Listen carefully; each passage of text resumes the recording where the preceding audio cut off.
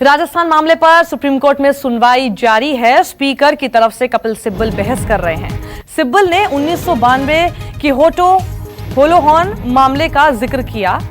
सिब्बल ने कहा कि हाईकोर्ट स्पीकर को आदेश नहीं दे सकता।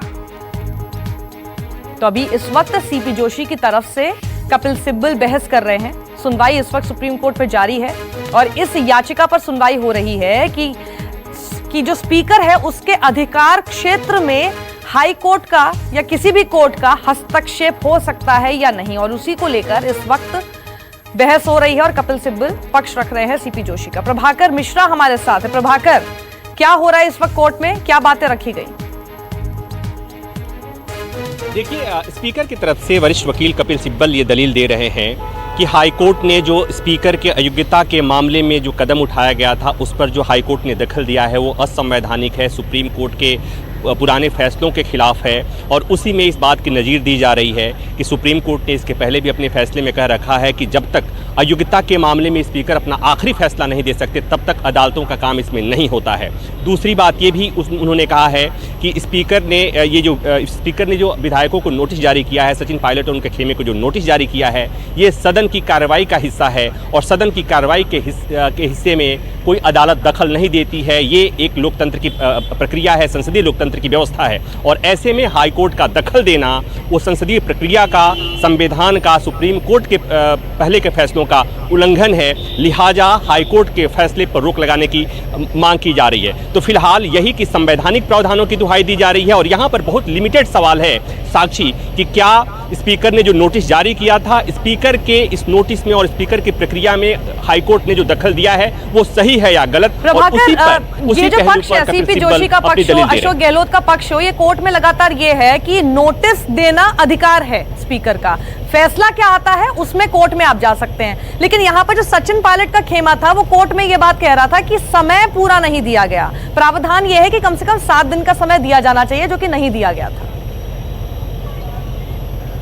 देखिए, दो चीजें हैं। एक तो ये कि सचिन पायलट और उसका खेमा ये कह रहा है बार बार कि वो पार्टी में अभी बने हुए हैं और उन्होंने पार्टी का व्हिप का कोई उल्लंघन नहीं किया है। दूसरी बात ये कि जब सदन की कार्रवाई नहीं चल रही हो वैसे में ये व्हिप होता ही नहीं है। एक तो कानूनी पहलू है जो हाईकोर्ट में सचिन पायलट की तरफ से कहा जा रहा है। दूसरा तर्क ये भी दिया गया है कि जो 3 दिन के भीतर स्पीकर ने जवाब मांगा था वो 3 दिन पर्याप्त नहीं होता है और उन्होंने जो प्रावधान बताया है उसके मुताबिक उनका दावा ये है कि कम से कम 7 दिन का समय दिया जाना चाहिए था और इसी आधार पर हाईकोर्ट में भी सचिन पायलट की तरफ से दलील दी गई है और स्पीकर के फैसले को चुनौती दी गई है। लेकिन साक्षी, अल्टीमेटली मामला चूंकि सुप्रीम कोर्ट को आज 2 चीज़ें देखनी है कि हाईकोर्ट ने जो स्पीकर के फैसले पर रोक लगाई है 24 तारीख तक, क्या वो सही है, और दूसरा ये कि कल जो हाईकोर्ट को फैसला सुनाना है, हाईकोर्ट को जो फैसला सुनाना है स्पीकर के पावर को लेकर, स्पीकर ने नोटिस दिया है उसको लेकर, उसमें क्या सुप्रीम कोर्ट किसी तरह का हस्तक्षेप करता है, सुप्रीम कोर्ट क्या रोक लगाता है,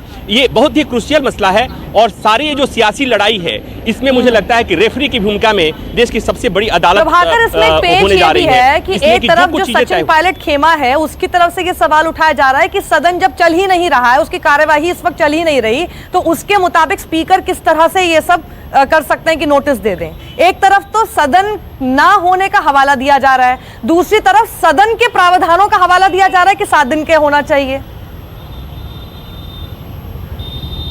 देखिए, दो चीजें हो गई। एक तो ये हो गई कि जब सदन की कार्रवाई चलती है उस दौरान या उसके बाद भी चीफ व्हिप को व्हिप जारी करने का अधिकार है या नहीं है, क्या उसे व्हिप माना जाएगा, नहीं माना जाएगा। और दूसरा ये कि अगर कारण बताओ नोटिस जो जारी किया गया है उसके लिए अधिकतम समय सीमा क्या होनी चाहिए।